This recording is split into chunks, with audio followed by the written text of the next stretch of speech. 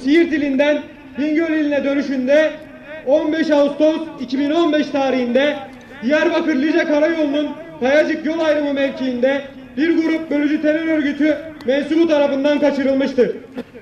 Şehit Jandarma Er Süleyman Sungur, Irak'ın kuzeyinde bulunan Gara bölgesinde bölücü terör örgütü tarafından alıkonulduğu mağarada 13 Şubat 2021 tarihinde şehit edilmiştir. Şehit Jandarma Er Süleyman Sungur bekardır. Ruhu şad olsun. Bismillahirrahmanirrahim. Elhamdülillahi Rabbil alemin. Vessalatu vesselamu ala Resulina Muhammedin ve ala alihi ve sahbihi ecmain. Nimet verdiğin peygamberlerin, sıddıkların, şehitlerin ve salih kullarının yoluna bizi ilet Allah'ım. Birlik ve beraberliğimizi daim eyle. Senin vasi rahmetine tevdi edeceğimiz şehit kardeşimizin ruhunu şad eyle. Bedir'den Çanakkale'ye, Çanakkale'den Sakarya'ya, Sakarya'dan 15 Temmuz'a, 15 Temmuz'dan günümüze kadar dini ve milli değerler için fedai can eden aziz şehitlerimizin ruhlarını şad eyle.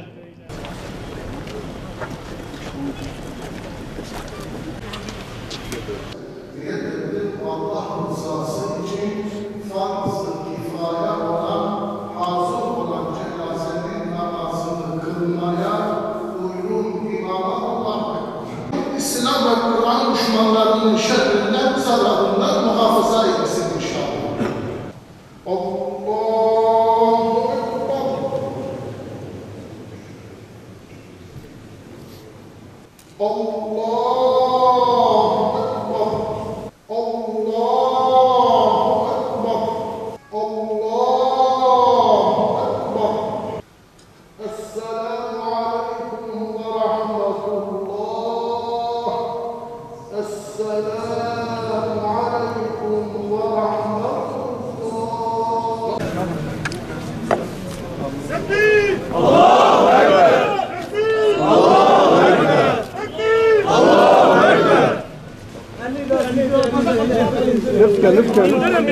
İndirin.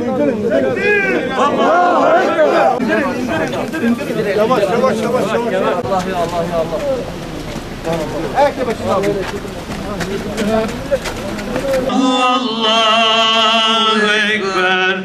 Allahu Ekber ve lillahil hamd. Allahümme salli ala seyyidina Muhammedin nebiyyil ummi ve ala alihi ve sahbihi ve sellim. أعناقهم أغلالا فهي إلى الأذقان فهم مقمحون إلى محضرون. Allah rızası için El Fatiha ve salavat.